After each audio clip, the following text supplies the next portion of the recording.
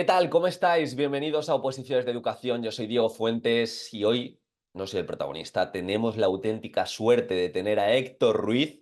Él se dedica a investigar las acciones y circunstancias con las que nuestro cerebro aprende mejor. No solo eso, es un auténtico referente de la psicología cognitiva. Gracias a sus libros y toda su acción divulgativa, yo personalmente he sacado la Academia de Técnicas de Estudio, que ha ayudado ya a más de 2000 opositores, estudiantes, docentes. Además, es autor del libro Cómo aprendemos, Aprender a aprender, Los secretos de la memoria, Aprendiendo a aprender. Y ahora, hace muy poquito, ha sacado Edumitos, 44 edumitos, ideas sobre el aprendizaje sin respaldo científico. Y quería empezar justamente por aquí.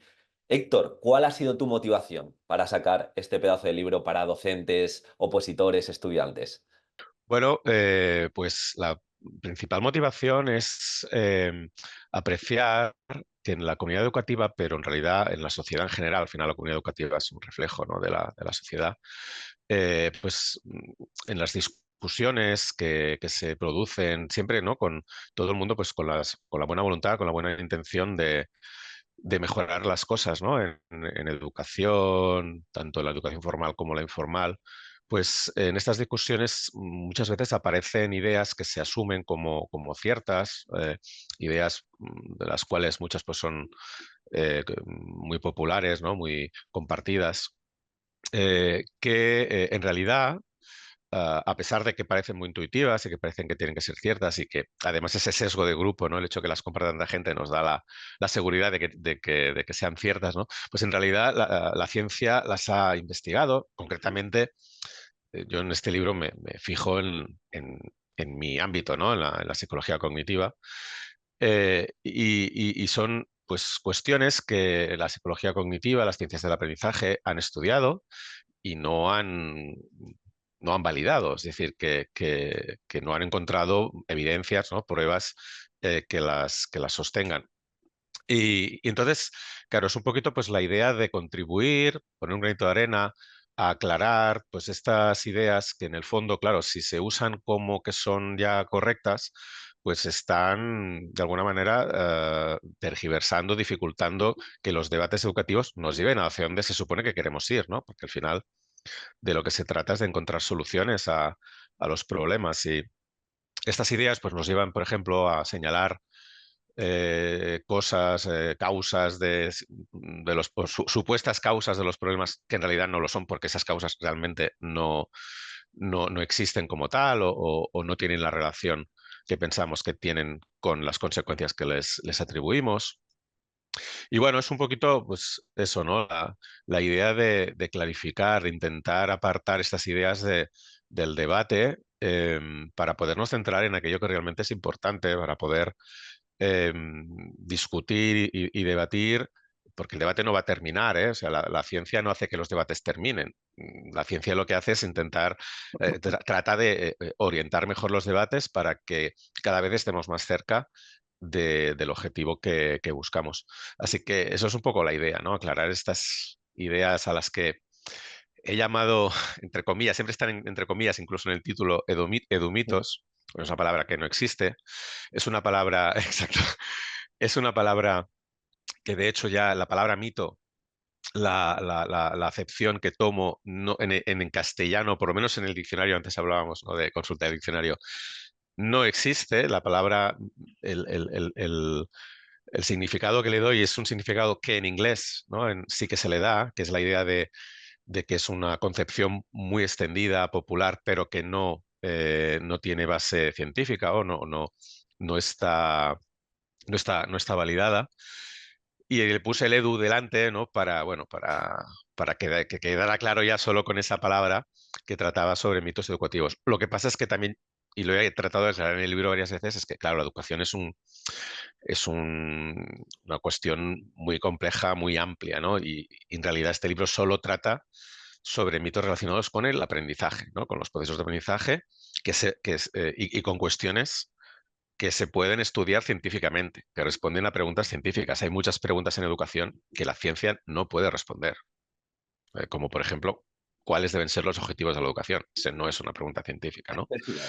Y bueno, pues es eso, ¿no? Es tratar de refutar de alguna manera, o por lo menos indicar, reflejar cuál es el consenso actual, ¿no?, en la comunidad científica respecto a esas ideas. Al final, cada uno que haga lo que quiera, ¿no?, con lo que la ciencia nos indica, pero al final, bueno, se trata de eso, ¿no?, de personas que dedican su vida a investigar esas cuestiones y a tratar de aportar pruebas eh, que las respalden o no, ¿no? La verdad que el libro está muy chulo, sobre todo a nivel de estructura me gusta. De hecho, creo que hablas en total de 44 edumitos. Y te quería preguntar Mm. justamente de eso, Héctor, que destaques los que tú pienses que son los más extendidos en educación. Dos o tres que veas que continuamente, cada año que empieza el curso escolar, los pasillos se escuchan mucho. Bueno, mira, más que los que yo piense, es que realmente tenemos Sí, encuestas, ¿no? eso Tenemos es. encuestas que se han hecho no solo en España, ¿no?, sino en muchísimos países. De hecho, el 2012 se realizó así un primer trabajo sobre una de las categorías de edumitos, que serían los neuromitos, que son los que tienen que ver con el cerebro, ¿no? Y que son ideas que, como tienen que ver con el aprendizaje, pues acaban teniendo incluso impacto en educación, ¿no? Porque acaban pues orientando decisiones que se toman en educación. Y a partir de ese estudio que se hizo en el Reino Unido y los Países Bajos, se han ido replicando encuestas no solo de neuromitos, sino de muchos otros mitos, ¿no? Entonces sabemos cuál es la prevalencia, que curiosamente es muy parecida en todos los países, ¿no? Supongo que es cuestión de la globalización, ¿no? Entonces, uno de los más extendidos porque llega a prevalencias del 90%, es decir, que el 90% de los encuestados, que en general son miembros de la comunidad educativa, pueden ser docentes, ¿no? Pueden ser bueno, personas, ¿no?, que trabajan en las escuelas y universidades, pues lo creen, es el mito de los estilos de aprendizaje, ¿no? Que por cierto es un mito con el que yo debo bregar muchas veces porque cuando hablamos de estrategias de aprendizaje, la idea de los estilos de aprendizaje es una idea que nos desorienta. Sí. Porque los estilos de aprendizaje, para aclararlo, es esa idea de que cada uno tiene una forma de aprender distinta, que es la que le va a resultar más eficiente. Y hay varias categorías, ¿no? Hay varios modelos de estilos de aprendizaje y el más famoso es el que nos divide según cuestiones sensoriales, ¿no? Las personas son visuales, auditivas o kinestésicas, según se aprenden, ¿no? Pues mejor a través de la vista, ¿no?, del oído o a través de la manipulación, ¿no? Entonces, estas ideas que son, como decía, los mitos son muy intuitivos, son ideas que parece que tienen que ser verdad, que además encajan, ¿no?, con otras ideas que podemos tener. Pues lo que sucede es eso, ¿no? Que parece que tenga que ser cierto, pero realmente ya hace décadas que la comunidad científica los ha investigado, porque o sea, científicamente es una pregunta muy interesante. ¿Realmente las personas se distinguen por la manera más eficiente por la que aprenderán? Y hace décadas que se ha estudiado y en todas estas décadas no se han conseguido realmente eh, encontrar esas evidencias que prueben que este tipo de diferencias existen entre las personas como aprendientes, ¿no? Hay muchas diferencias entre las personas en cuanto a la habilidad de aprender, pero esta precisamente pues no lo es, ¿no? Entonces, ¿qué pasa? Pues que no, pues este mito seguramente se alimenta en parte de la confusión confundimos lo que nos gusta con lo que nos conviene, es decir, la manera en que nos gusta aprender o estudiar y la que realmente nos daría mejores resultados. Como bien tú sabes, ¿no?, las estrategias de aprendizaje más eficaces no son intuitivas y muchas veces pues requieren un coste cognitivo superior que puede hacer que no las prefiramos o incluso como nos revelan o nos muestran realmente que aprender pues, es una cosa que lleva su tiempo y es dificultosa, a diferencia de las malas estrategias o de las no tan buenas estrategias que nos engañan, nos parece que estamos aprendiendo más, pues acabamos prefiriendo, ¿no?, las estrategias poco productivas.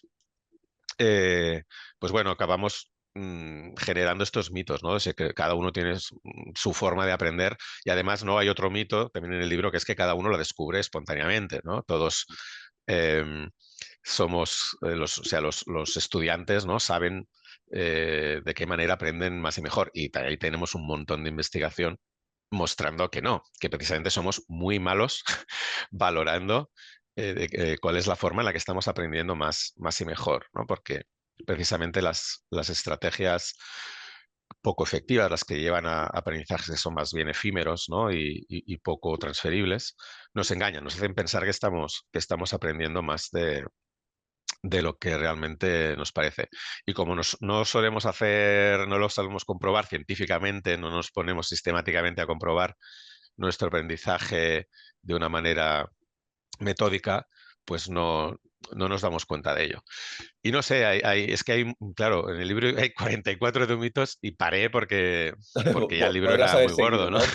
Podrías haber seguido un rato, ¿no? Sí, sí, sí, sí, tenía más y de hecho incluso cuando terminé el libro en una conversación salió otro, digo, mira, este lo podía haber puesto, pero bueno, digo, ya, para la Segunda segunda parte, parte. segunda parte. Sí, sí, sí. Mira, de hecho empiezas con el mito de estilos de aprendizaje y creo que se han hecho Ujú, un montón de libros, un montón de formaciones y muy relacionado, que de hecho te escuché en una charla, está también lo de las inteligencias múltiples de Gartner, ¿no? Que también se ha hecho un montón ujú, de ujú. libros, de aspectos y me gusta mucho tu visión al respecto porque creo que es un condicionamiento que no ayuda, que no ayuda en el aprendizaje, también tener en cuenta las inteligencias múltiples. De hecho, yo que estoy más metido en el terreno de oposiciones. El año pasado, creo que fue en el País Vasco, salió un supuesto donde te decían que hicieras una sesión o una situación de aprendizaje enfocada a las inteligencias múltiples de Gartner. Yo entiendo que todo este bombo es porque está muy romantizado, ¿no? Es bonito vender la idea esta. Bueno, fíjate que precisamente cuando hablamos de mitos, no es solo una anécdota, no es que las personas, ¿no? Pues, digamos, compartamos estas ideas, sino que estas ideas aparecen y son consolidadas, pues porque aparecen en libros, aparecen en los medios de comunicación, aparecen en cursos. Si vas a la web, ¿no? Si vas a Internet, a Google, Mm. encuentras un montón de páginas. Es decir, son cuestiones que cuando la ciencia, cuando un científico, ¿no? Decide salir de la burbuja científica para explicar a la sociedad, ¿no? Para divulgar, oye, que en la comunidad científica todas estas cosas no tienen respaldo, o sea, que realmente se han investigado y no tienen respaldo, pues pueden, claro, pueden suponer un impacto importante. Y yo creo que en el libro me disculpo muchísimas veces por las disonancias cognitivas que provoca el hecho de compartir estas ideas. Son delicadas porque soy muy consciente y conozco muchas personas ¿no? Y sé que hay muchas otras que no conozco que han invertido mucha ilusión, esfuerzos, ¿no? Y incluso recursos, ¿no? Apostando y dejándose orientar por estas ideas, ¿no? Con la mejor de las intenciones, porque todo el mundo, yo creo que en educación tiene la mejor de las intenciones, ¿no?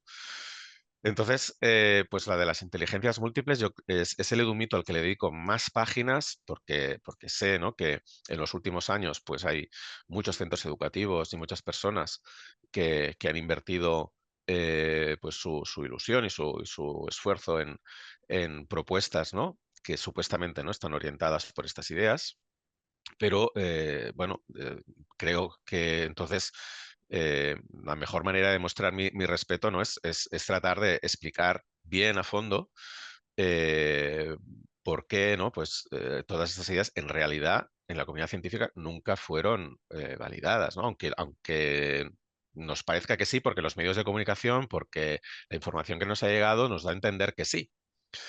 Entonces, bueno, pues trato de explicarlo a fondo, las dos ideas. Primero, las inteligencias múltiples como teoría de la mente, ¿no? Como teoría de cómo funciona nuestra cognición. Y luego en lo que se convirtió, ¿no? Que pasó a ser una aplicación en educación. O sea, en principio el autor, ¿no? Él nunca tuvo en mente esta transferencia, pero luego se produjo y digamos, y él también se apuntó, ¿no? Al tema. Entonces, bueno, es una cuestión que efectivamente, por desgracia, el problema de los edumitos es que eh, resultan muy intuitivos, resultan atractivos. Como digo, creo que al final del edumito sobre el efecto Mozart, ¿no? Que es la idea de que si los niños, los bebés escuchan música clásica, su inteligencia mejora, pues muchas veces son ideas que nos gustaría que fueran ciertas, ¿no? Es decir, es que muchas veces nos lleva a ese sesgo y a los científicos no somos distintos. O sea, a nosotros también nos gustaría que muchos de estos mitos fueran ciertos. Está el mito de la gimnasia cerebral, la idea de que determinados ejercicios mm, gimnásticos hacen que mejoren tus habilidades cognitivas. Sí, sería maravilloso, si a mí me encantaría, si a todos los científicos nos encantaría que algo tan sencillo como hacer unos ejercicios tuviera los efectos que dicen, ¿no? Pero nuestra responsabilidad, nuestro deber es ponerlo a prueba y si es así, pues aplaudirlo y poderlo compartir. Y si no es así, pues también hay que compartirlo. No es así, o sea, no perdamos el tiempo ni invertamos recursos en cosas que no van a tener el efecto que nosotros esperamos que tenemos. Y vamos a dedicar mejor el tiempo, porque si no es una pérdida de oportunidad, ¿no? En educación el tiempo es algo escasísimo, valiosísimo. Y es importantísimo que lo dediquemos a aquellas cosas que mejor nos van a acercar, ¿no? A aquello que deseamos conseguir. Así que, bueno, pues a mí, me resulta un libro que escribí pues un poco con eso, ¿no? Con el ay. No quiero que nadie, ¿no? se sienta ofendido, no es ningún ataque a las ideas de nadie, ¿no? Sino simplemente, oye, mira, eh, em, la ciencia, ¿no? Estas ideas las ha investigado y esto es lo que nos dice. Esto, que, oye, no, es que yo puedo encontrar un artículo que dice lo contrario, ya, pero o sea, en ciencia prácticamente puedes encontrar artículos para todo, pero lo que tienes que conocer es toda la literatura, ¿no? Y toda la literatura, pues a lo mejor te lleva a que ese artículo representa un posicionamiento que representa el 1% de, de, de esa idea, ¿no? En cuestión entre los expertos, ¿no? Entonces es también, pues eso, ¿no? Poner a disposición cuáles son los consensos. Y uno puede pensar, bueno, ya, pero la ciencia, ¿no? La ciencia avanza y las cosas van cambiando. Bueno, ya, pero la ciencia funciona de tal manera que hasta que no aparezcan esas pruebas, no podemos estar a favor de pensando, bueno, en el futuro Ya. ya aparecerán. No, hasta que no aparezcan, no podemos poner, ¿no? Esa explicación como la más adecuada. La explicación más adecuada en cada momento es aquella que las pruebas, ¿no? nos permiten, o la que encaja mejor, ¿no? Con las pruebas que hay. Y aunque nos gustaría que aparecieran pruebas, ¿no? sobre otras cosas, que nos gustaría a todos, pues si no están ahí, la manera, ¿no? de pensar científicamente es esa, ¿no? Es basarse en lo que tenemos. Si algún día aparecen pruebas, pues lo bonito que tiene la ciencia precisamente es que una posición que hoy podría ser minoritaria, si está en lo cierto, o mejor dicho, es una mejor explicación, Sí. se acabará imponiendo. Porque la ciencia lo bonito que tiene es que funciona así. No importa que una idea de momento, ¿no? Solo la apoyen unas pocas personas. Si está en lo cierto, toda la comunidad científica, o casi toda la comunidad científica, va a pasar, ¿no? A abrazarla, pero va a ser porque las pruebas se van a ir acumulando a su favor, ¿no? Y lo que no podemos estar es, por ejemplo, ¿no? Pues ideas como los que aparecen en Edumitos, que llevan años y décadas planteadas en que no han aparecido y se han investigado, no han aparecido las pruebas para apoyarlas y querer seguir sosteniéndolas cuando incluso las pruebas que han aparecido es que no encajan, es que ya son contradictorias, ¿no? con lo que dicen esas ideas. Sí, yo Bueno, creo perdona, que que me enrollo mucho no, con mis no, no, no te respuestas. que va, nada, nada, Héctor. Es un placer escucharte. Creo que es importante dejar claro que el libro no está escrito bajo tu opinión. O sea, que muchas veces yo esto también lo veo en Twitter, que la gente se lo toma como algo personal. Cuando haces un hilo, pues no sé, hablas del cono del aprendizaje, lo que sea, y se lo toma como algo personal y dices, es que yo no estoy hablando desde mi opinión, estoy hablando desde lo que dice a día de hoy la ciencia y la diferente literatura. Y en relación a, hemos hablado de estilos de aprendizaje, inteligencias múltiples. Otro, y yo sé que tú no estás tanto en Instagram metido, pero la palabra neurociencia se usa muchísimo para vender. Y de hecho, uno de los edumitos que mencionas es justamente este, que se piensa que saber más de neurociencia puede ser útil para la práctica educativa. En relación a esto, te quería preguntar, para dejarlo claro más a mi público, la diferencia entre psicología cognitiva, psicología educativa y neurociencia. Bueno, es un edumito, ¿no? Que quise destacarlo porque creo que muchos de los edumitos y de las ideas, ¿no? que se tergiversan de la ciencia se etiquetan, ¿no? como neurociencia, porque precisamente la neurociencia pues goza, ¿no? de una respetabilidad, ¿no? De una autoridad que otras disciplinas, como por ejemplo la psicología, injustamente, ¿no? Pues no gozan, ¿no? Y entonces es más que nada entender la idea de que realmente la mayor parte de los avances científicos, los descubrimientos científicos que nos resultan útiles en educación, no vienen de la neurociencia, vienen de la psicología. Y ahí es importante entonces entender, ¿no? cuál es la diferencia, por qué. Y de hecho vale la pena entenderla porque así también podemos detectar a personas que nos dicen que nos están hablando de neurociencia cuando nos están hablando de psicología oye, y fantástico, pero si nos dicen que es neurociencia, ya podemos detectar que quizás esas personas no saben de qué están hablando, ¿no? Em, entonces, vamos a ver, la diferencia entre la neurociencia y la psicología es que la neurociencia, y aviso, yo soy de formación inicial biólogo y hace muchos años que me metí de cabeza en la neurociencia porque, bueno, un buen día, yo trabajaba en otras cosas, trabajaba en genética evolutiva, etcétera, pero me interesaba mucho la educación desde siempre y un buen día descubrí que se podía hacer ciencia del aprendizaje, ¿no? Mira, no había llegado como biólogo, no lo había descubierto. Y evidentemente, claro, mi entrada fue desde la neurociencia, como biólogo que era, a estudiar pues, el aprendizaje desde esta disciplina. Pero esta disciplina es una disciplina biológica. O sea, la neurociencia estudia qué pasa biológicamente en nuestro cerebro, ¿no? A nivel de células, ¿no? A nivel a nivel molecular, a nivel de sistema, ¿no? Eh, ¿Qué pasa que pueda estar explicando, ¿no? Pues las conductas, ¿no? Y aquello que observamos sobre nuestro comportamiento, sobre nuestro desempeño, ¿no?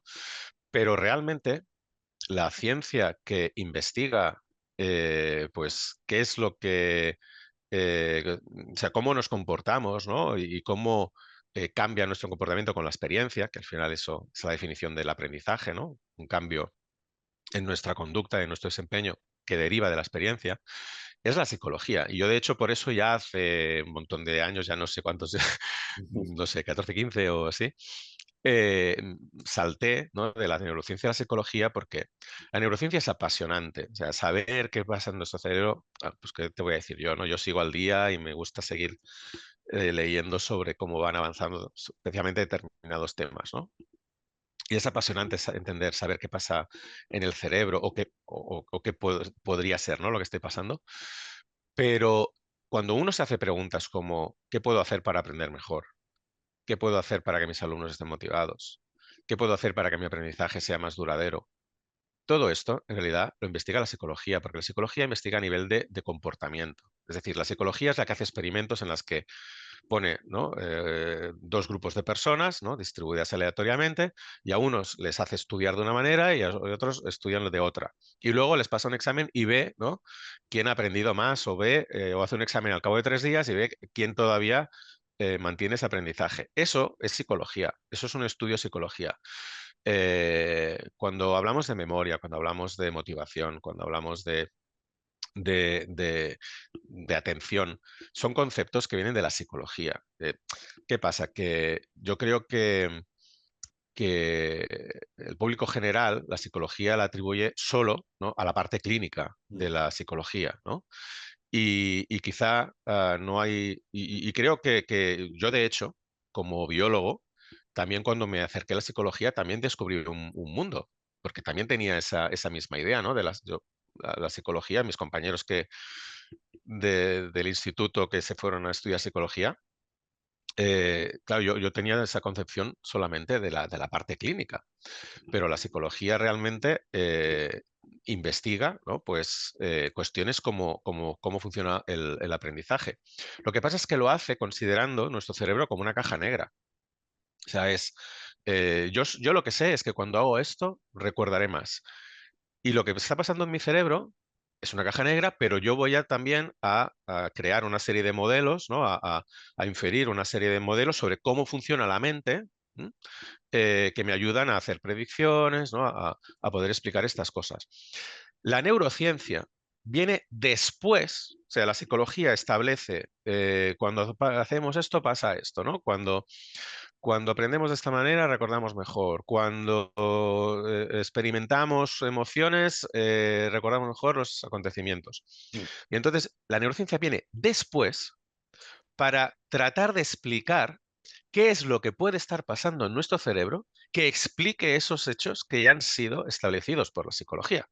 Es decir, los hechos ya están establecidos, los hechos que como educador o persona, ¿no? En el mundo de la educación, incluido como estudiante, que te pueden interesar a la práctica, ya los ha establecido la psicología. Ya es la psicología la que te dice, cuando tratas de recordar algo, cuando tratas de evocarlo, lo estás consolidando, ¿no? Porque estás consiguiendo que sea más probable que lo vuelvas a recordar en el futuro. Cuando practicas distribuyendo tu práctica en el tiempo en vez de concentrarla, consigues que tu aprendizaje sea más duradero. Las mejores estrategias para enseñar a leer, ¿no? Pues que consisten en tal. Todo esto es psicología y esto es lo que realmente te interesa.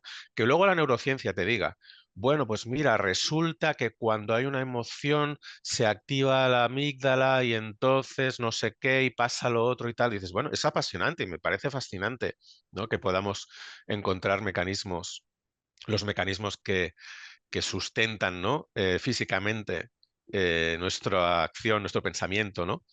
Pero como educadores no nos aportan mucho más. La neurociencia realmente es una cuestión científicamente muy valiosa, que luego también puede corroborar, ¿no? Pues ideas de la psicología o incluso ayudar a que debates en la psicología se inclinen, ¿no? La balanza hacia un lado u otro con pruebas que vienen pues ya, ¿no? Del estudio del cerebro, por ejemplo, ¿no? Pues si la psicología dice, oye, pues parece que tenemos distintos tipos de memoria, ¿no? Porque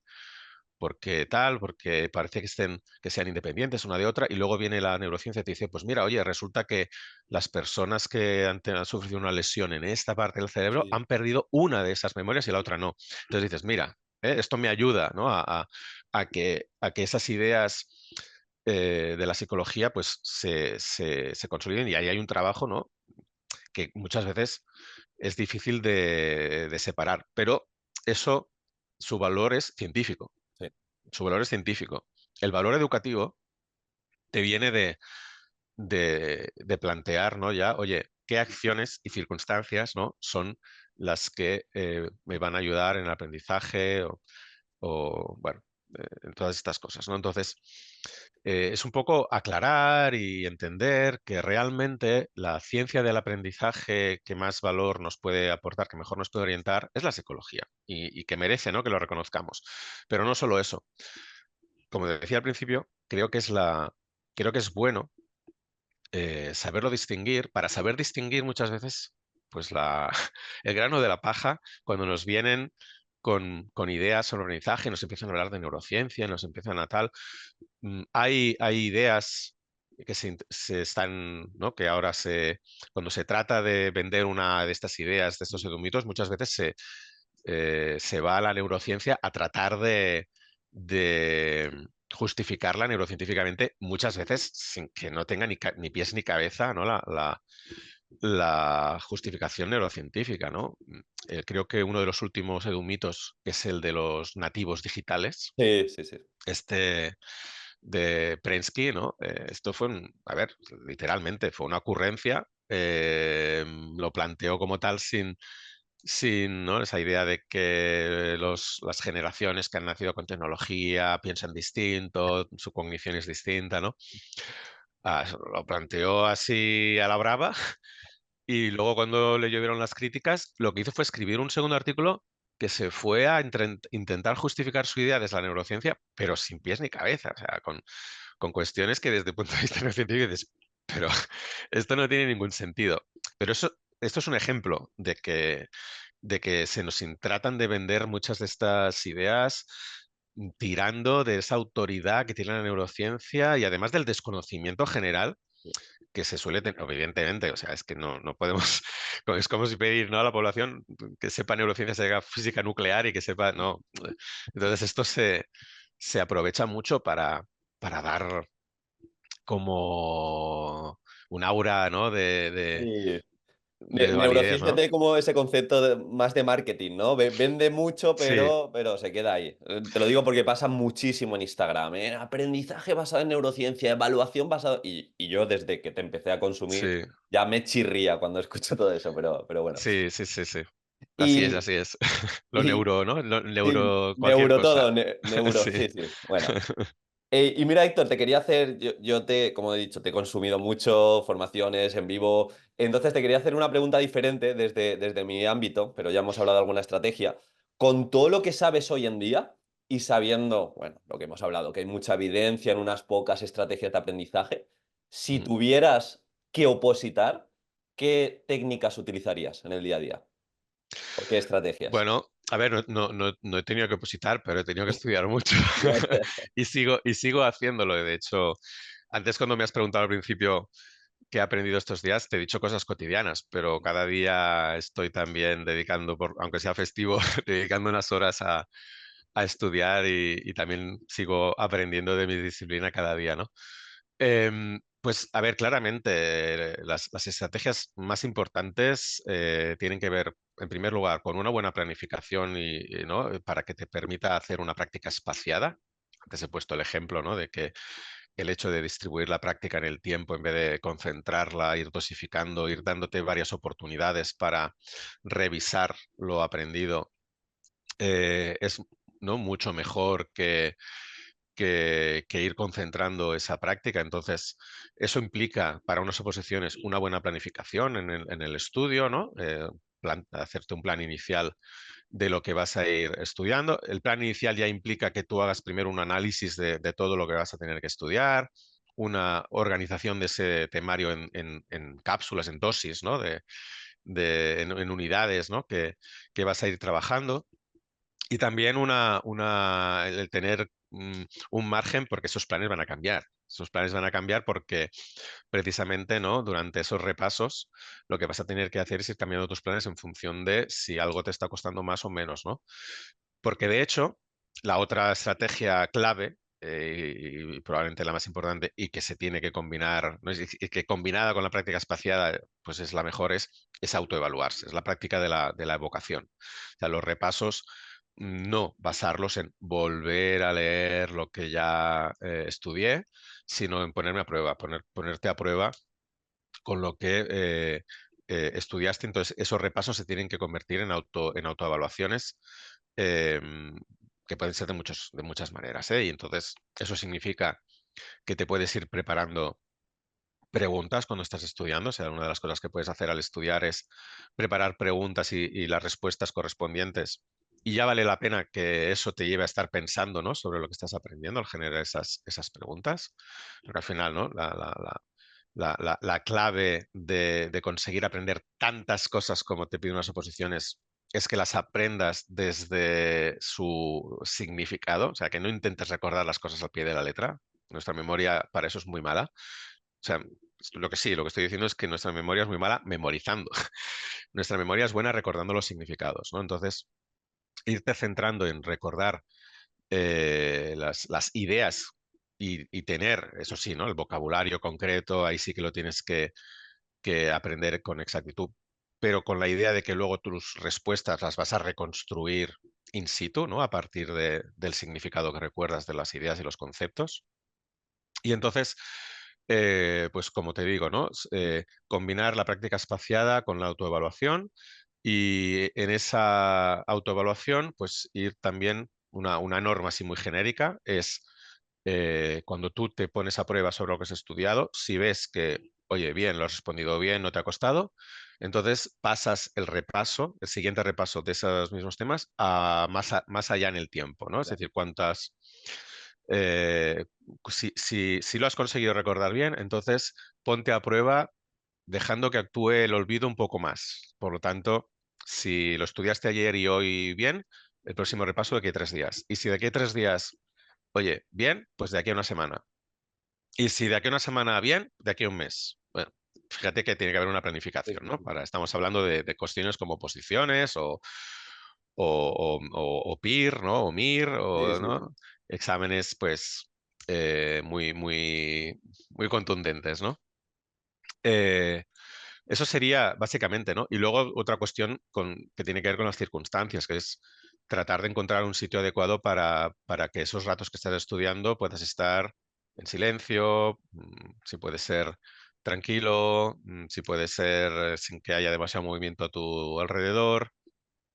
Em, bueno, esos son un poquito las ideas más generales, ¿no? Más básicas, pero luego, como siempre, pues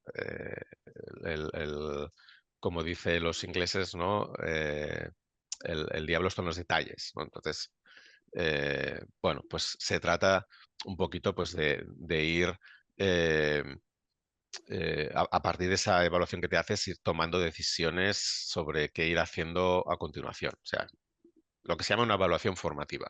Sí, sí, totalmente. Yo creo que has dado con varios puntos clave, que son preguntas que yo recibo constantemente. Oye, ¿cómo repaso, Diego? ¿Vuelvo a leer todo lo que he visto? Y es, no, vamos a intentar hacer un repaso activo. Y me Mm, parece muy, muy interesante lo que has comentado. Te quería preguntar luego, pero aprovecho, ya que has hablado de ese espacio tranquilo, la importancia de la reducción de la carga cognitiva, ¿no? En el mm, sentido de que mucha gente, pues, estudia y piensa que la mejor manera de estudiar es con música.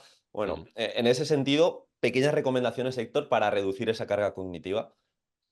Sí, o sea, la carga cognitiva al final, ¿no? Es la cantidad de información que estamos sosteniendo, gestionando conscientemente en cada momento, ¿no? Es aquello en lo que estamos pensando, aquello a lo que estamos prestando atención, ¿no? Es lo que genera carga cognitiva en este espacio de trabajo mental, entre comillas, ¿no? Al que llamamos memoria de trabajo, ¿no? Memoria de trabajo, pues es, digamos, ese, entre comillas, espacio mental, ¿no? En el que estamos sosteniendo la información a la que cada momento estamos atendiendo, que puede ser información que venga de fuera, como ahora, pues, nuestra voz, ¿no?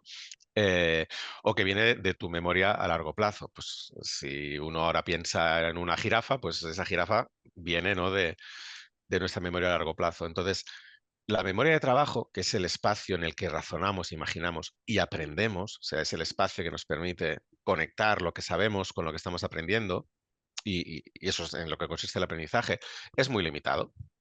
¿No? Y es un espacio muy limitado, cosa que podemos comprobar si intentamos pues, hacer una operación como, no sé, 3424 por 932. Si tratamos de hacer esa operación mentalmente, nos damos cuenta de la capacidad limitada que tenemos de estar sosteniendo y manipulando información, ¿no? Entonces, tenemos que cuidar mucho ese espacio, porque ese espacio es clave para aprender, es el cuello de botella del aprendizaje. Y cuidarlo significa tratar de evitar que se llene con información superflua, ¿no? Que una parte de nuestra memoria de trabajo pues, esté ocupada por información que no tiene nada que ver con lo que tratamos de hacer, con lo que tratamos de aprender. Y esa información pues, incluye pues, el ruido, ¿no? que hay a nuestro alrededor, cualquier distracción, ¿no? Cualquier información distractora. Entonces, ¿por qué explico esto? Porque creo que entendiendo, ¿no? Realmente el concepto y la base, uno se puede dar cuenta de qué tipo de cosas son mejores para conseguir evitar esa carga cognitiva ajena, que es la idea, ¿no? Entonces, pues ejemplos más que recomendaciones, pues sería eso, ¿no? La música, eh, pues aunque nos pueda parecer, ¿no? Que a lo mejor es una forma adecuada, pues genera carga cognitiva ajena. O sea, es una información que no forma parte de lo que estamos aprendiendo y nos está ocupando recursos. Y es verdad que hay personas que se han acostumbrado a estudiar con música, pero en realidad quizá no se están dando cuenta de que el coste de inhibir, ¿no? ese estímulo hace que nos cansemos antes de estudiar. Esto es un poco como cuando hay un ruido, están haciendo unas obras y estás ahí trabajando y lo estás inhibiendo porque te tienes que centrar, pero en el momento que para haces, uff, ¿no? Porque notas que te estabas esforzando para inhibir ese estímulo que no estaba relacionado con lo que estás tratando de hacer, ¿no? Entonces, la música, claro, pues hay personas que se han acostumbrado y a ver, oye, si la alternativa a ponerte música es que hay un montón de ruido a tu alrededor, vale, pues mejor la música, si puede ser relajante, sin letra, sin, sin letra, porque es de las cosas que más pueden interferir, ¿no? En la comprensión lectora, por ejemplo. Pero si puedes optar por silencio, es mejor el silencio. Es verdad que hay personas que la música, más que una máscara para evitar otros distractores peores como el ruido, la pueden usar para evitar otros distractores internos que son pensamientos superfluos, ¿no? Hay personas pues que les cuesta concentrarse y continuamente se dan cuenta que están pensando en otra cosa cuando están estudiando. De hecho, a mí me pasa bastante.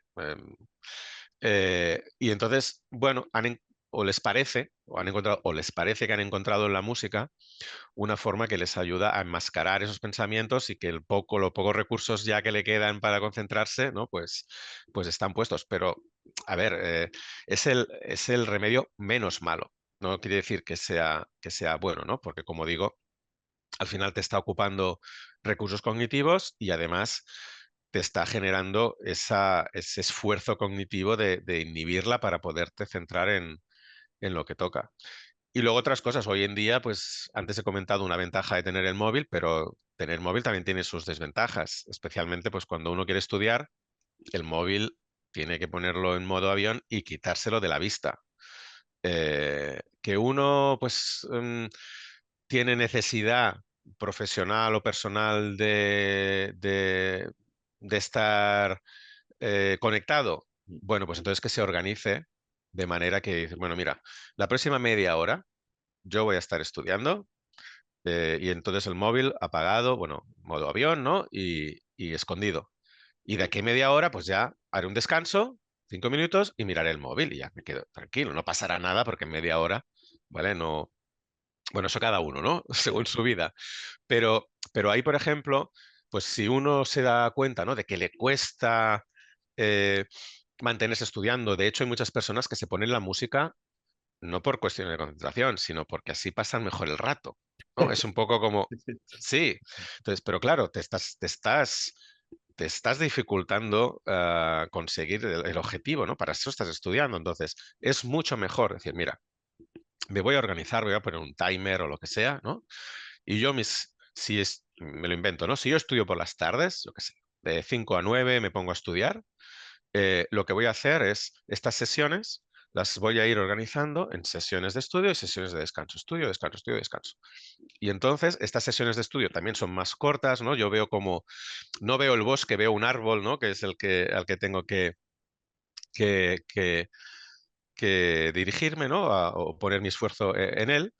Y entonces eso también me ayuda, ¿no? Son pasos más pequeños a ir manteniendo el esfuerzo porque también lo voy alternando con, vale, ahora hago un descanso y ahora sí voy a escuchar un poquito de música y ahora yo que sé, me voy a estirar o voy a mirar el móvil, lo que sea, y cuando se acaba el descanso me vuelvo a poner. Eso es. Es auto eh, regularse, ¿no? Con la ayuda, pues, por ejemplo, de estas cuestiones. Y pues eso, ¿no? Lo que está claro es que, vale, el ratito que voy a estudiar, o sea, los ratitos que voy a ir estudiando son sagrados. No, ni móvil, ni tal, ni estoy ahí para nadie, ¿no? Entonces es un poco, esa es la idea, ¿no? Nadie está diciendo que uno se tenga que pasar la tarde sin poder mirar el móvil. No, no tiene por qué ser así, ¿no? Planificarse de forma inteligente y ya Mm, está. Mira, me pasó exacto. Héctor, a ti igual te pasa más porque tienes muchos más seguidores, pero hice un post en Instagram y mucha gente me insultó porque le llamé al post 7 técnicas pésimas de estudio. Bien, y entonces un poquito para llamar la atención, ya que lo hacen con la neurociencia, digo, Sí. voy a jugar también mi baza. Y bueno, y ponía ahí en relieve pues el subrayado, la repetición, todas estas técnicas también estudiar con música. Ujú. Y mucha gente comentó, pues este vende humos, no sé lo que dice, yo me he sacado la oposición así, saqué un 10 y me gusta mucho la reflexión que haces al respecto de, sí, igual te has sacado la oposición, pero no gracias a eso, sino a A pesar pesar. de esas Mm, técnicas. sí. Y quería que comentases un poquito, pues, todo esto de la ilusión de falsa competencia, técnicas que se usan mucho a la hora de aprender, como es el subrayado, la repetición, la escritura, que creo que Ujú. ayudan un poquito. Sí. Yo siempre trato de explicar estas cosas también, pero de una manera que intento ser muy respetuoso, ¿no? Y delicado, porque sé lo que comentábamos al principio con los edumitos, ¿no? Que las personas pues invierten su ilusión, tiempo y esfuerzo oye, y muchas veces resulta que han tenido éxito, ¿no? Entonces lo atribuyen a ello, o sea, atribuyen a que la causa ha sido eso, cuando a lo mejor la causa no ha sido eso, sino que ha habido otras cosas que son las que han permitido llegar hasta ahí y que precisamente eso, más que ayudar, lo que ha hecho es o no ayudar o incluso dificultar el haber conseguido un mejor resultado, ¿no? Sabemos que la mayoría de estudiantes profesionales, o sea, los universitarios, ¿no? Serían los profesionales del estudio, ¿no? O quienes están, o sea, los adultos, ¿no? Que están haciendo un grado superior o cualquier cosa, que ya no son niños ni adolescentes, ¿no? Utilizan estrategias de aprendizaje que no son de las más efectivas. Y fíjate, ¿no? Que la idea es no son de las más efectivas. No quiere decir que no sean efectivas. Cualquier cosa que hagamos va a contribuir al aprendizaje. Solo el hecho de leer algo, como he dicho al principio, cualquiera de nuestras experiencias tiene un impacto. La cuestión es la calidad, ¿no? de ese impacto. Entonces, estrategias como la repetición, ¿no? Como simplemente subrayar y pensar que así ya lo he subrayado, pues lo voy a recordar mejor.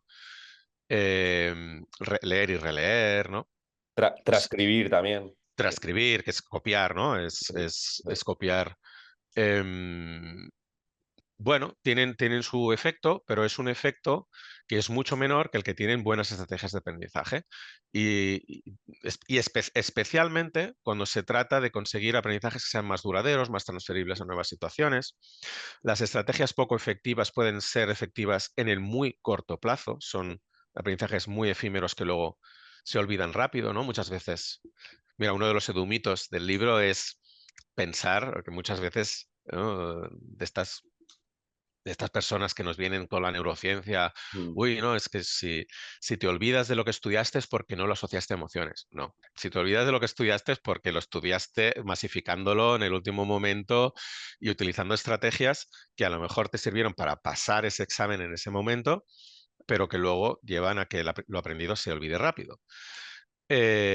Entonces, ¿qué pasa? Que estas estrategias nos generan ilusiones de saber, ¿no? Nos generan la ilusión de que estamos aprendiendo. Pero, en primer lugar, la mayoría de personas que usan estas estrategias, tú antes has dicho, saqué un 10. No, la mayoría de personas que usan estas estrategias no sacan 10. Y ojo, que no estoy hablando de la escuela en la que muchos niños y niñas pueden sacar 10 sin apenas estudiar, porque todavía estamos hablando de un nivel de exigencia que no requiere necesariamente el uso de buenas estrategias, ¿no? Para alcanzar pues resultados óptimos, ¿no?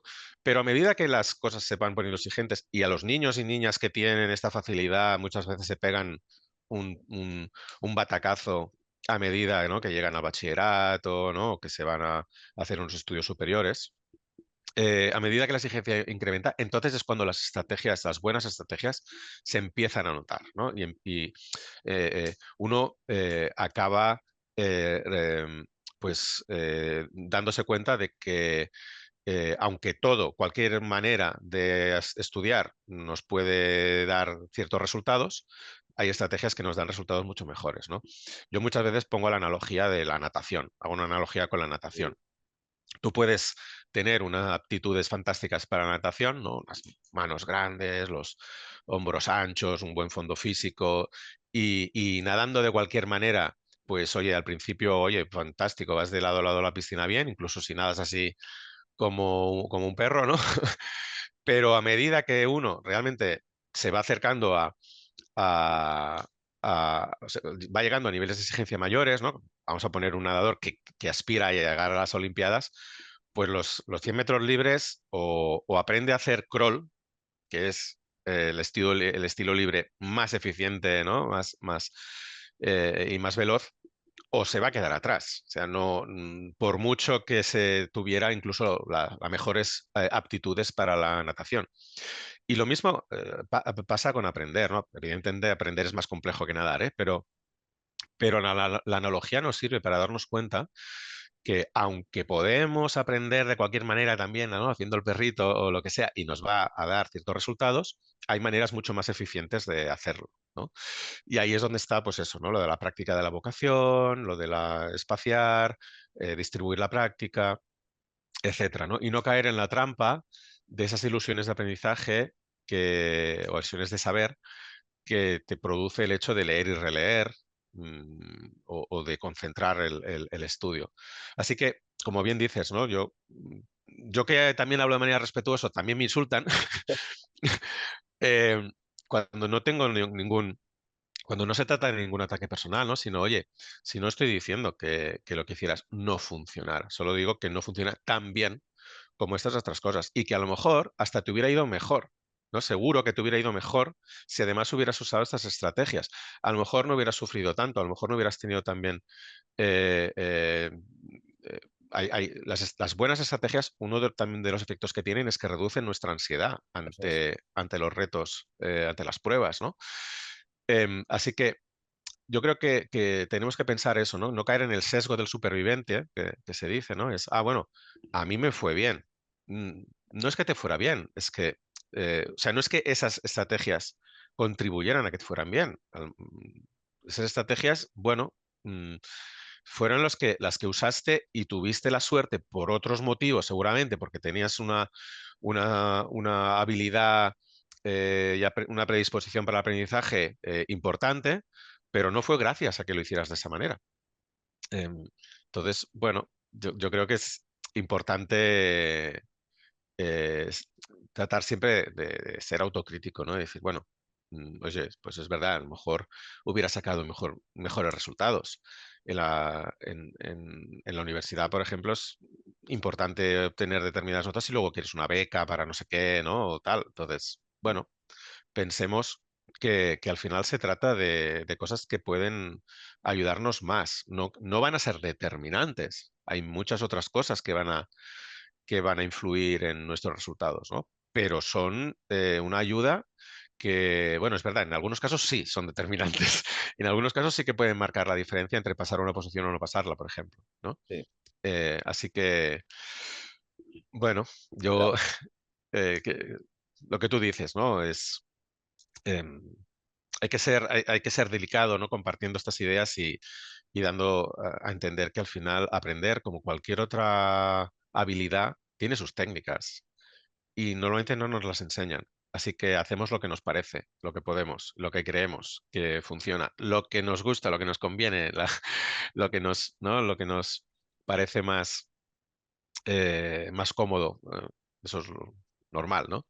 Pero las buenas estrategias pues no son intuitivas, ¿no? Y nos las tienen que enseñar. Como no es intuitivo el crawl. El crawl en natación es una técnica que la historia de la natación nos muestra que intuitiva no tiene nada, ¿no? Ahora, resulta que nadando así es la forma más efectiva de hacerlo. Más eficiente, sí. Héctor, hemos hablado antes una duda rápida sobre música y otra tendencia que estoy viendo mucho, incluso que vídeos que tienen muchísimas reproducciones, no sé si te ha llegado y ya que te tengo aquí quiero aprovechar. Ujú. El tema de estudiar con las ondas alfa, que ofrecen mejor respuesta para el proceso de aprendizaje. No sé si lo has escuchado, pero ahora también muchos influencers de estos están vendiendo que es la mejor manera de estudiar con estas ondas. Y a mí me lo han preguntado mucho y digo, pues la verdad que no he leído nada al respecto, no tengo ni idea. Mi intuición me dice que mejor en silencio, pero no lo sé. A ver, suena mal, o sea, suena así de entrada, ¿eh? No quiero decir que lo sea. Sí, sí, sí. Pero claro, yo me paso la vida cada día leyendo sobre estudios científicos, sobre cómo aprenden las personas y no, no he leído nada sobre esto. Entonces, cuando te llegan estas ideas así, eh, pues te suenan a muchos de esos mitos, ¿no? De los que van apareciendo. Y no sé, claro, es que no, yo no te puedo decir que no. Si estas personas que lo están proponiendo pueden dar referencias a los estudios científicos en los que se basan, pues entonces me miraré los estudios científicos y diré, oye, ¿tiene sentido o no?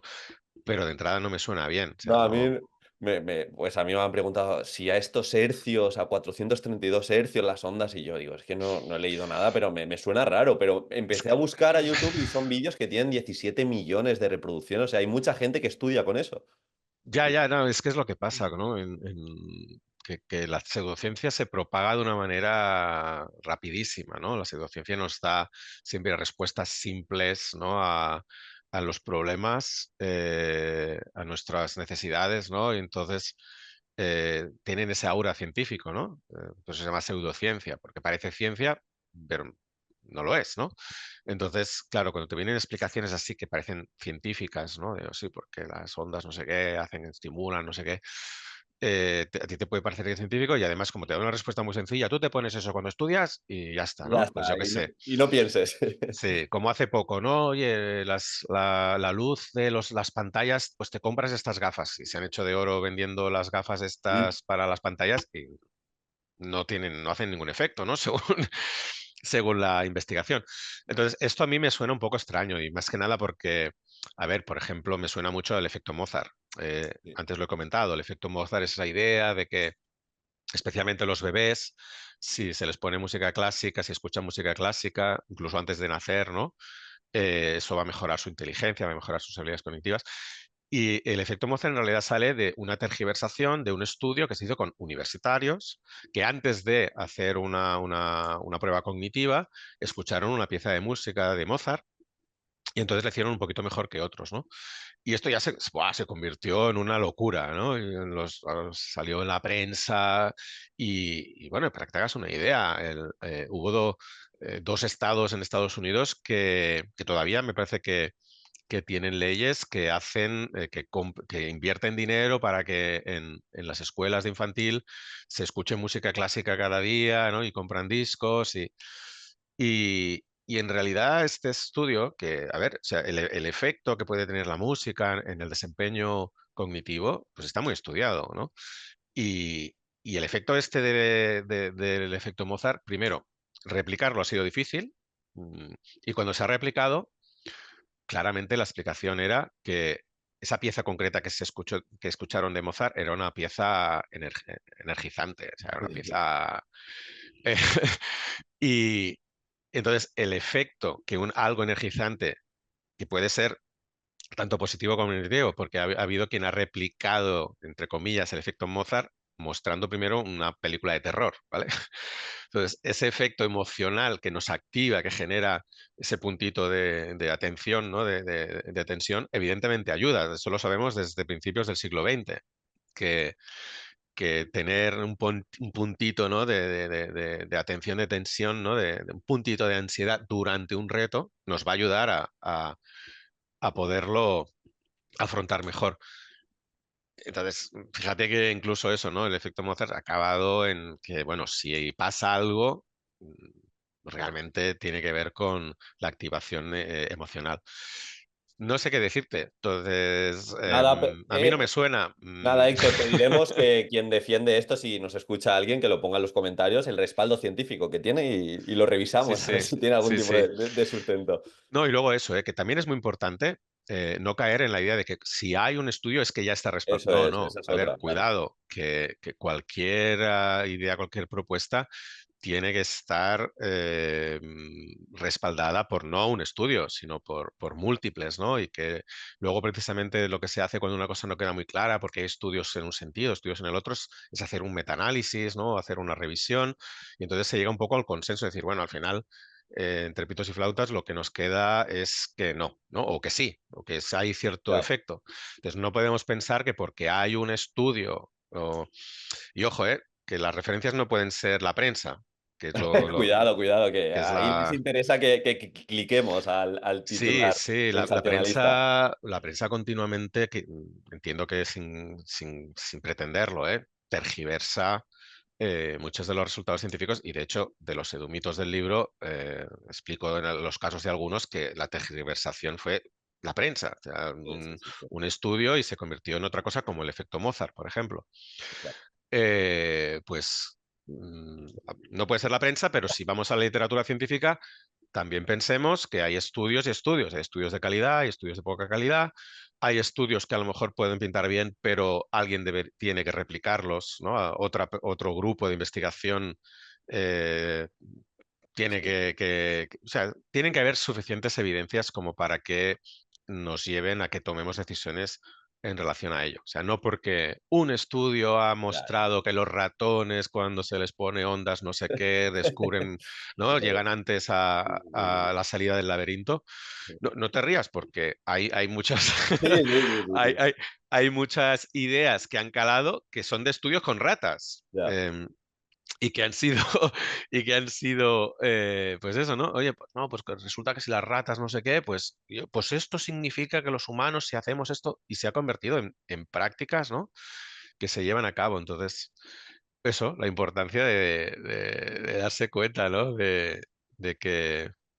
Me lo comentaba justamente ah, eso, Héctor, no sé si lo conoces, Ángel Pérez Puello me comentaba que bueno, él tiene un modelo pedagógico en educación física que lo compararon con la gamificación y ujú, un estudio con una metodología súper mal hecha decía, la conclusión era que la gamificación era mejor que su modelo cuando en la metodología ni había aplicado bien el modelo, etcétera, etcétera, y ya incluso están haciendo libros sobre las bonanzas de la gamificación respecto a ese modelo y dices, ostras, un estudio, ujú. una metodología muy mal hecha, pero bueno. Vamos a aterrizar y vamos a cosas un pelín más tangibles. Y me encanta una frase, una reflexión que repites bastante cuando hablas de que hoy contamos con conocimientos científicos sobre qué acciones y circunstancias promueven aprendizajes duraderos, transferibles, funcionales y productivos. Creo que hemos Ujú. hablado ya de duraderos, productivos, etcétera, etcétera. Pero yo que leo bastante la LOMLOE y trabajamos mucho a la hora de hacer situaciones de aprendizaje, hay una palabra que aparece directamente que nos habla de que tenemos que buscar esos aprendizajes con transferibles, es decir, darle Mm. transferencia a esos productos que llevamos a clase. Y te quería preguntar justamente eso, ¿qué recomendarías para que se cumpla esa transferencia cuando nuestro alumnado aprende algo? Bueno, lo interesante de esas cuatro cualidades, que en principio todos queremos que tenga un aprendizaje, ¿no? Que sea duradero, transferible, funcional y productivo, es que son cualidades que van de la mano, en el sentido de que normalmente aquellas cosas que nos llevan a un aprendizaje duradero son las mismas que nos llevan a un aprendizaje que es más transferible, ¿no? Funcional y productivo. Eh, Antes que nada, para orientar a todo el mundo, duradero está claro lo que es, ¿no? Que dura. Y de hecho, esa es probablemente la cualidad más importante, porque si un aprendizaje no es duradero, pues ya no está, ya no puede ser nada más, ¿no? Entonces, pero transferible significa que lo podemos aplicar en contextos distintos al contexto de aprendizaje, ¿no? Algo que yo he aprendido con unos ejemplos concretos lo puedo aplicar en nuevas situaciones, ¿no?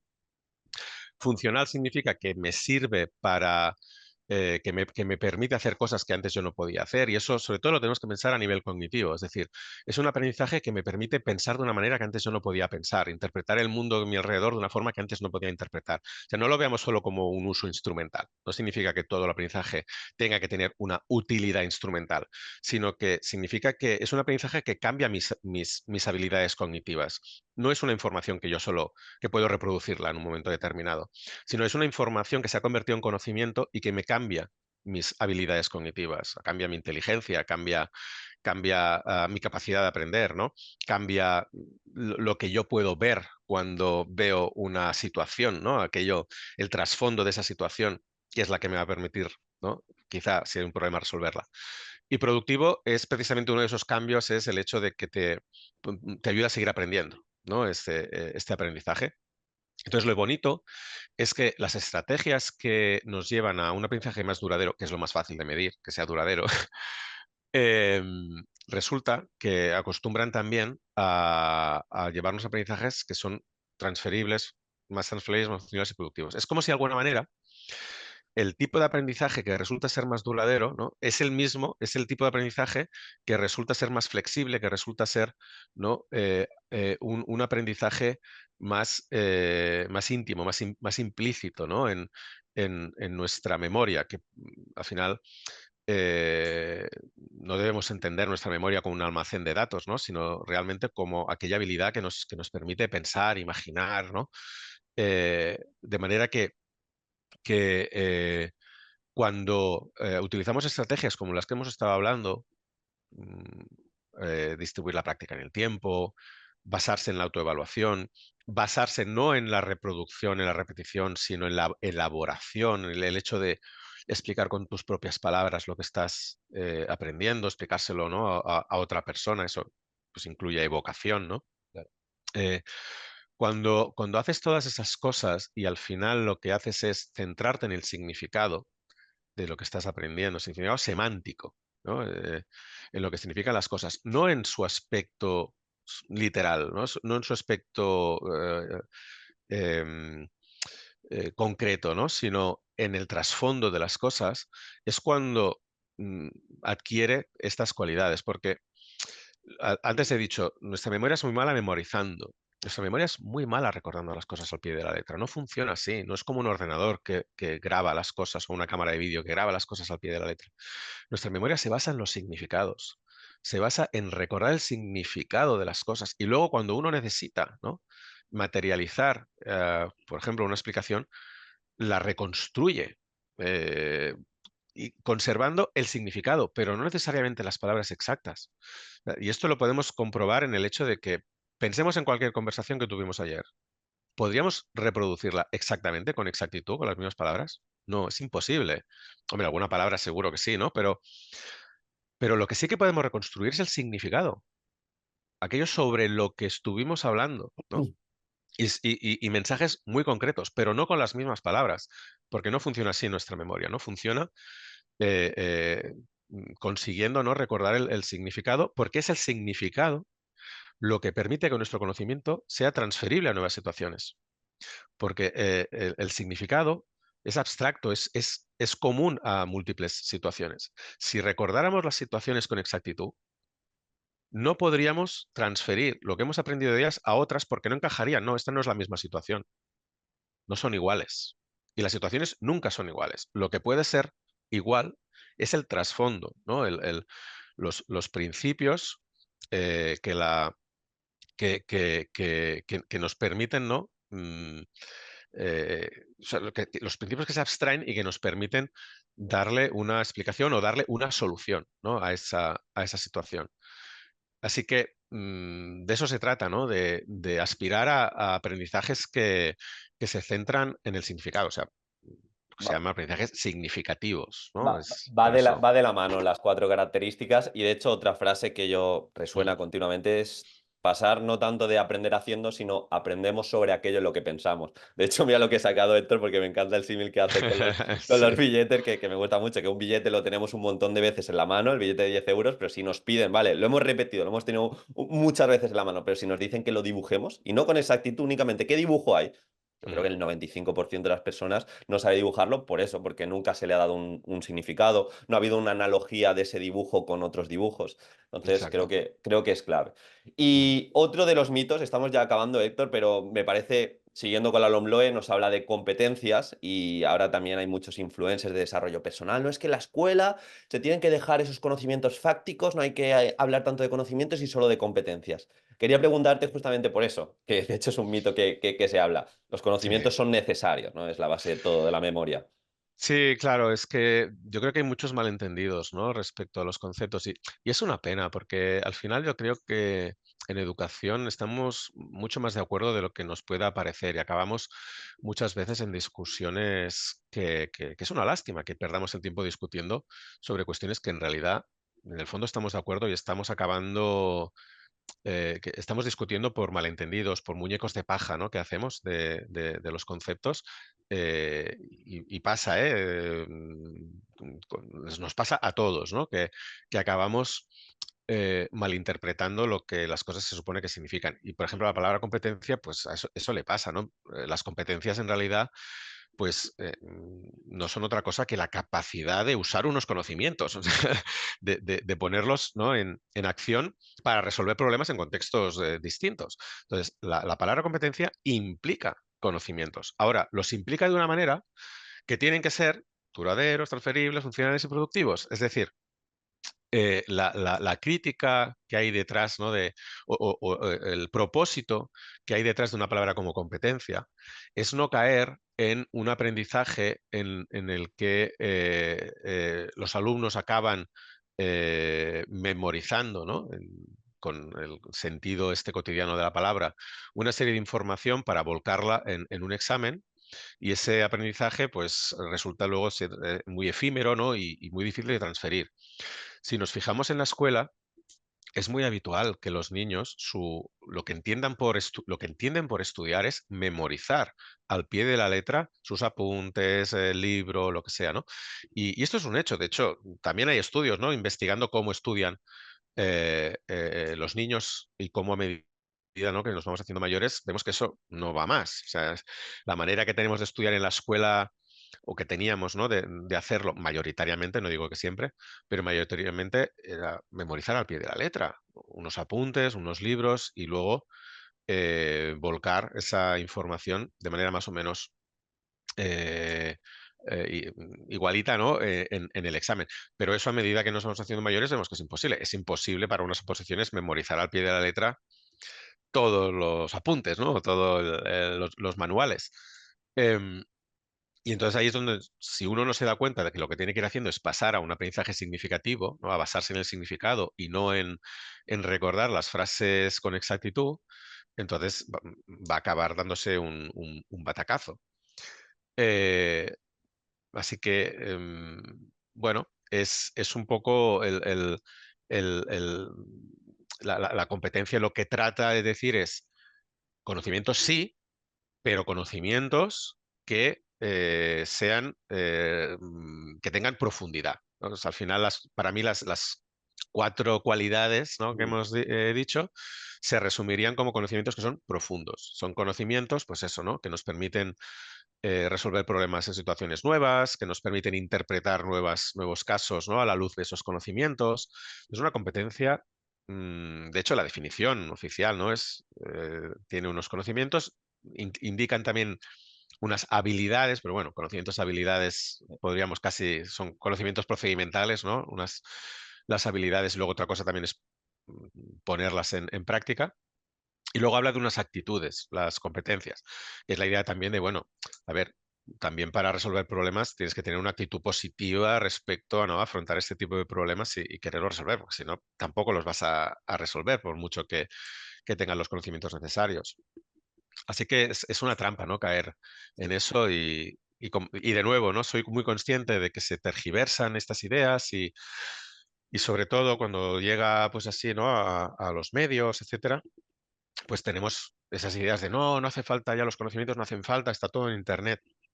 No es verdad. O sea, si nuestra memoria fuera como un almacén de datos, entonces te diría, vale, Sí. porque vas a mi memoria y si en la memoria no está, pues voy a Internet. Pero la memoria no es como un almacén de datos. Es que la memoria está íntimamente ligada a todas nuestras habilidades cognitivas. La memoria, lo que hay en nuestra memoria es lo que hace que pensemos de la manera que pensamos, que podamos ver el mundo, ¿no?, y darnos cuenta, interpretar cosas que para otra persona que no tenga esos conocimientos no las va a ver, no las va a poder apreciar.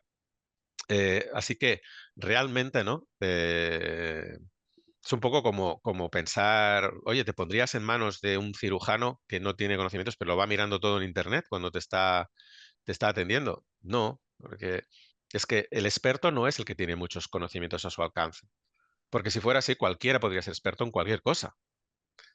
El experto, o sea, ojo, porque he dicho conocimientos, pero quizá debería haber dicho información. El experto no es el que tiene mucha información a su alcance sobre una materia. En ese sentido, hoy día con Internet todos seríamos expertos. Pero el experto es el que tiene conocimientos, porque conocimientos es en lo que la información se convierte cuando pasa a formar parte de nuestras redes, ¿no?, de eh, semánticas, ¿no?, conceptuales, que nos permiten, pues eso, hacer cosas que antes no podíamos hacer. Y ahora, Héctor, te lo escuché en la charla que te hicieron en BBVA. Te hablaron, o sea, te preguntaron sobre la edad. Buenas estrategias de aprendizaje, te preguntaba la conferenciante para infantil. Yo justamente al contrario. También me entra un perfil de opositor, de opositora que es mayor y continuamente dice que se le da mal estudiar, que claro, su cerebro ya no funciona igual.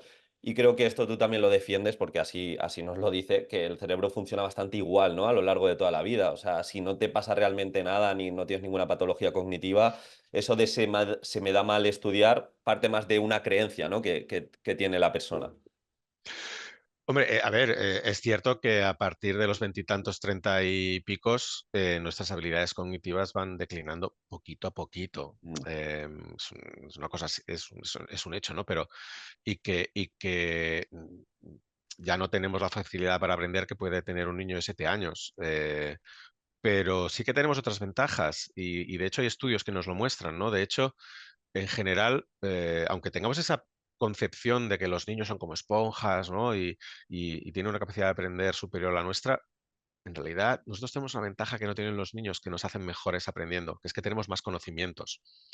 Y es que precisamente, ¿no? Aprender consiste en hacer conexiones entre lo que sabes y lo que estás aprendiendo. Y eso significa que cuanto más sabes, más conexiones puedes hacer. Cuanto más sabes sobre algo, más fácil te resulta seguir aprendiendo cosas relacionadas con ello. Eso significa que aunque nuestra plasticidad, ¿no? sea la de un niño, tenemos esa ventaja, ¿no? de tener unos conocimientos sobre los que nos vamos apoyando. O sea, al final, cuando aprendes te vas apoyando en lo que ya sabes. Y hay experimentos que nos muestran que cuando se trata de memorizar algo al pie de la letra, los niños lo hacen mejor. Pero cuando se trata de recordar pues, las ideas de todo un texto, ¿no? O algo así más complejo, los adultos tenemos una ventaja enorme respecto, ¿no? a alguien más joven. Así que uno no se tiene que echar para atrás, porque una de las cosas de la suerte que tenemos es que nuestro cerebro tiene la capacidad de aprender a lo largo de toda la vida. Podemos seguir aprendiendo toda la vida. Y claro, los adultos también lo que tenemos es menos tiempo para dedicar, ¿no? Pero tenemos más capacidad de autorregulación pues, para decidir, ¿no? Pues cuándo me voy a poner a estudiar, para dejar el móvil a un lado, ¿no? Para este tipo de cuestiones.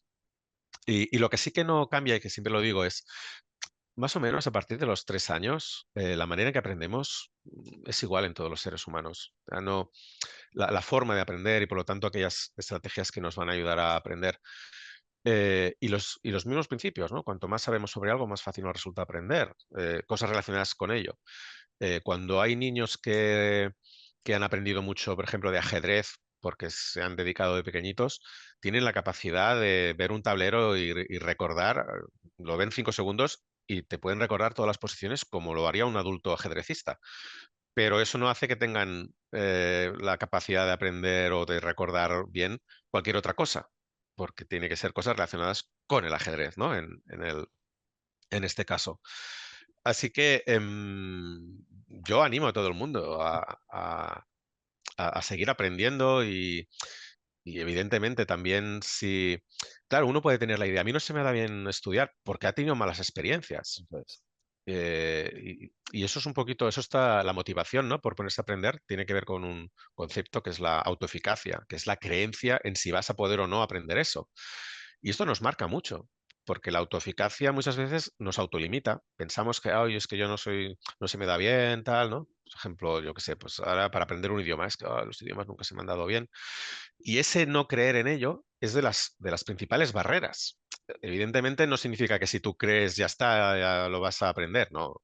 Hay muchas cosas, ¿no? que van a acabar influyendo en si vas a conseguir aprender o no. Pero está claro que si tú ya de entrada crees que no y por eso te vas a acabar esforzando menos, le vas a dedicar menos tiempo. Y cuando te estás dedicando, vas a estar pensando más bien en, ay, que no puedo, en vez de estar por ello, pues eso claramente va a ser un factor limitante. Entonces, importantísimo, ¿no? Confiar en uno mismo, entender que las cosas, que aprender no es una cosa que se consigue de un día para otro, ¿no? Que hay que invertir tiempo, que hay que planificarse, ¿no? Y que estar ahí dispuesto a ir superando errores, ¿no? Y dificultades, pero que da igual la edad que tengas, ¿no? Puedes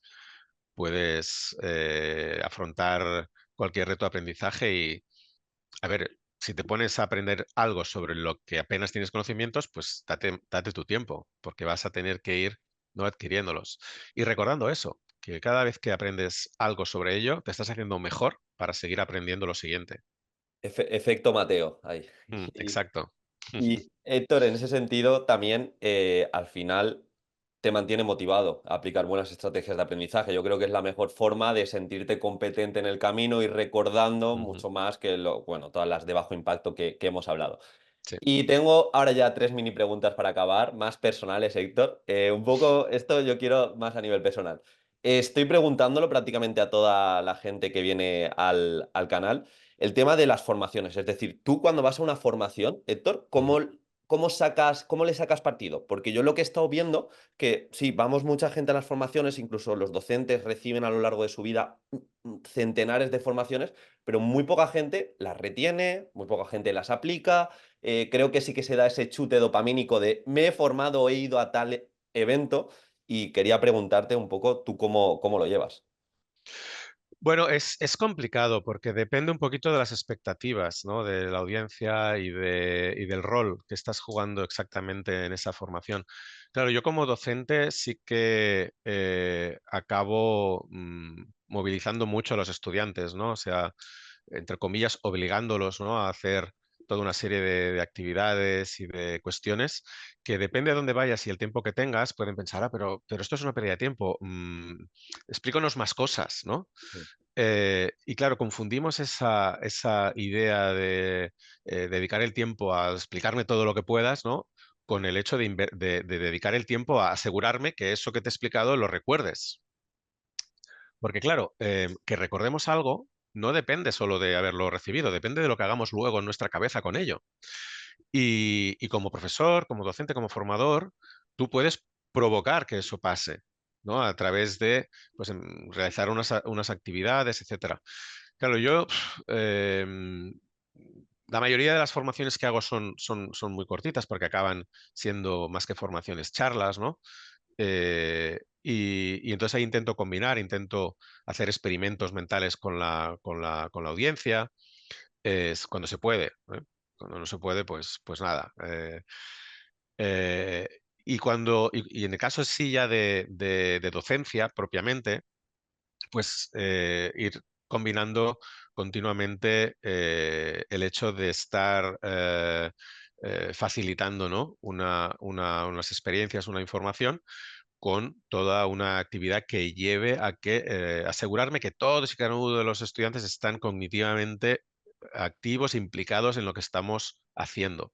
Eso al final es una evaluación formativa al vuelo, o sea, es estar continuamente haciendo que el avance de una formación, el avance de una clase, dependa de la participación de los estudiantes. O sea, no va a avanzar, ¿no? Si ellos no están poniendo de su parte.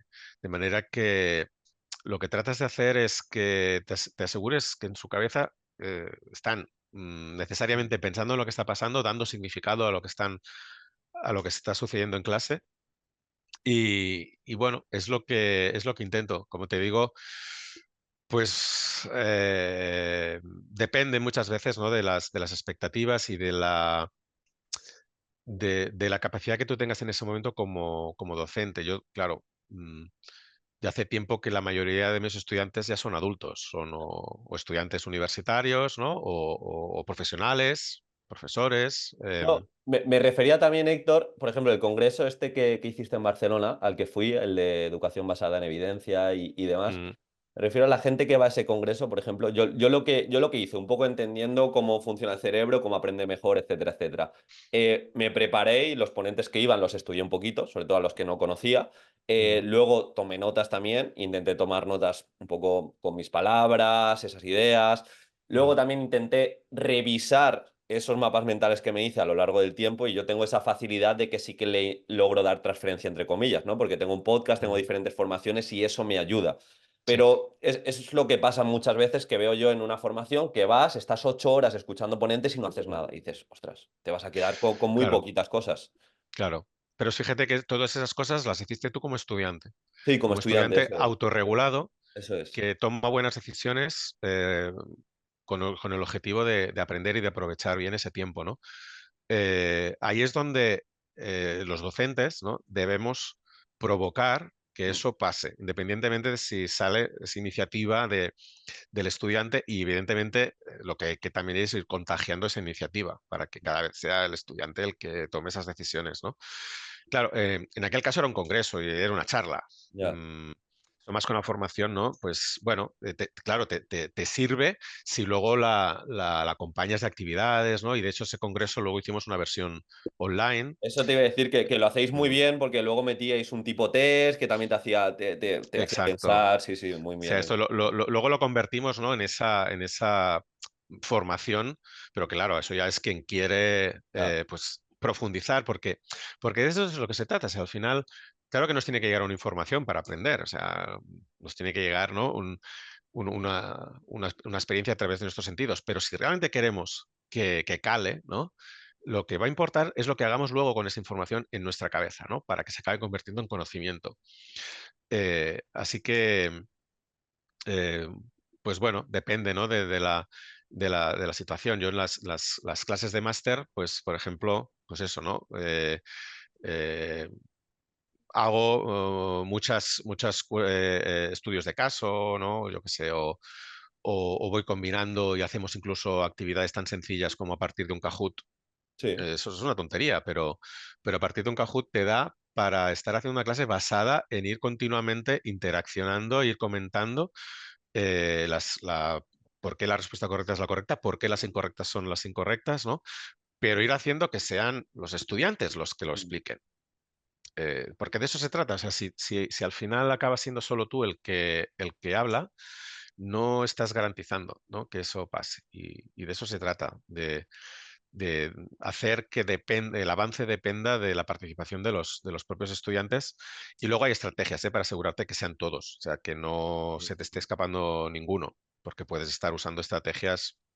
Bueno, el Kahoot puede ser una, pero es bueno, muy, muy básica, ¿no? Pero hay muchas otras, ¿no? Que hacen que todos los estudiantes sepan que en cualquier momento les puede tocar, así que, que están ahí. Y bueno, y yo creo que después se agradece, porque se dan cuenta, ¿no? De que no han estado ahí pasando el rato como lo podrían haber leído en un libro, ¿no? Podrían haber visto un vídeo y ya está, ¿no? Sino que ha sido un tiempo en que se ha aprovechado el hecho de que yo estaba ahí, ¿no? Y podíamos interactuar de una forma que no podríamos, pues a través de leer un texto, ¿no? Aunque lo haya escrito yo, ¿no? O haber visto un vídeo. Esa es la idea. O sea, Sí, de nuevo creo, Héctor, que es elevar la conciencia también por parte del docente de que explicar no es lo mismo que enseñar y enseñar no es lo mismo que todo alumnado aprenda. Entonces, desde ahí también crear el ambiente este que propones hacia conocimientos duraderos, etcétera, etcétera. claro, es que tienes que ver enseñar como que tiene que ser ayudar a aprender. O sea, no, Ya, no puedes eso es, pensar, eso es. ¿no? Que tú has estado enseñando independientemente de si tus alumnos han estado aprendiendo. No, no puedes caer en el chiste este, ¿no? De enseñado a silbar a mi perro. No silba, ¿no? Dice, no, no, es que te he dicho que le he enseñado, no que le haya aprendido, ¿no? No, no, no, no podemos caer en la trampa de pensar de que yo estoy enseñando, aunque no sepa si mis alumnos realmente han aprendido o no, ¿no? Tengo que garantizarlo. Entonces, tengo que saberlo y si no ha sido así, tengo que garantizar que ha sucedido. Héctor, si tuvieras la potestad de poner un cartel y que todo el mundo lo leyese, ¿qué cita escogerías? Uy, vaya pregunta esto. No lo sé, yo este tipo de preguntas me las tengo que pensar mucho porque creo que son preguntas muy importantes como para responder así con la primera cosa que me pase por la cabeza. Pero no lo sé. Porque claro, que lo lea alguien tampoco significa que vaya a tener un impacto, ¿no? Si yo en un cartel pongo que quizá, ¿no? lo más importante sean cosas como, yo qué sé, pues... Aprendemos sobre aquello en lo que pensamos, ¿no? Pero mucha gente diría, bueno, no, yo de hecho te iba a decir cosas que van incluso más allá. Te digo, oye, trata a las personas como te gustaría que te tratasen a ti, ¿no? Es un sí, poco uno sencillo, sí. quizá fundamental para que este mundo sea un poquito mejor, ¿no? Pues no sé, algo así. No, esa está muy bien. Pues si esa te ha parecido complicada, ojo a esta, Héctor. Es la Ahí va. última ya, con esta acabamos. Compra de menos de 100 euros que más te ha Sí. influenciado, más te ha influido en 2023. Hombre, algún libro seguramente, porque al final creo que básicamente todo lo que compro Sí, se ve son eso. libros o... Pues claro, en 2023. Ahí, pues no lo sé. O recientemente o en los últimos meses, tampoco hace. Sí, sí, sí, sí. Bueno, sí, ahora mismo, en los últimos meses, es 2023 seguro. Sí. Estamos en 2 de enero, o sea que ahí va, pues no lo sé. O si quieres destacar algún libro que te estés leyendo o que sí que te ha impactado. Bueno, yo es que soy bastante friki en esto de los libros y leo libros muy técnicos o incluso libros universitarios, ¿no? Que un poquito o para refrescar, ¿no? Para profundizar en otros temas. Entonces, siempre tengo este problema de recomendar lecturas. Pero no sé. A ver, Este último que habéis sacado, no me lo he leído, pero tiene buena pinta el de la historia, ¿no? ese te iba a decir, Sí, ese te iba a decir. Eh, la educación es otra historia, sí. que es el último libro que hemos publicado en la colección Educación basada en la evidencia, y precisamente con la idea de también de mostrar que la evidencia útil para la educación no solo viene de las ciencias cognitivas, ¿no? También puede venir de la historia. Y ahí tienes este libro de Fátima García que es una joya, está muy bien escrito, ¿no? Y un poquito nos pone en la perspectiva, ¿no? De darnos cuenta que muchas de las cosas que ahora vemos como una innovación, ¿no? Pues en realidad en la historia de la educación, ¿no? Ya han aparecido muchas veces y que podemos aprender, ¿no? De esa historia para tratar de evitar de caer en los mismos errores bueno, o si recuperamos alguna idea, pues intentar aplicarla de una manera que no caiga, ¿no? En sus propias trampas, ¿no? Eh, Quizás sí, te recomendaría seguramente este, que es el último que hemos publicado, pero yo lo que recomendaría a todo el mundo es leer mucho, leer es realmente una ventana a- al saber de la humanidad, es una ventana a uno de los aprendizajes más importantes que podemos hacer, que es la del lenguaje. O sea, porque cuando leemos no solo estamos entrando en la mente de otras personas que quizá ya ni siquiera existen, ¿no? Sino que estamos también teniendo acceso a una riqueza lingüística que no la tenemos en nuestras conversaciones, ni siquiera cuando estamos hablando con personas muy cultas. O sea, el registro, ¿no? El estilo que se usa en la lengua escrita nos lleva a usar vocabulario, ¿no? Y expresiones que no están a nuestro alcance en el día a día. Entonces, eh, creo que tenemos que aprovechar, ¿no? Esta característica, esta propiedad tan única de nuestra especie, que es el lenguaje verbal, que nos permite, pues, hacer cosas maravillosas como lo que estamos haciendo tú y yo aquí, que es crear mundos en nuestras mentes a partir de lo que estamos compartiendo oralmente, ¿no? Así que eso es la principal recomendación, que sea el libro que sea. Bueno, bueno, en fin, sí, leer, ¿no? Leer mucho y disfrutar de esta magia que tiene el lenguaje, ¿no? De permitirnos viajar a la mente de otras personas, viajar a cualquier situación sin realmente, ¿no? Estar moviéndonos de nuestra casa. También recomiendo hacer ejercicio, ¿eh? No digo que no. Depende. Hay que combinarlo todo un Muy poquito. bien, Héctor. Pues Héctor, muchísimas gracias. Lo que te he dicho al principio es cierto, o sea, es un honor para mí tenerte en mi espacio.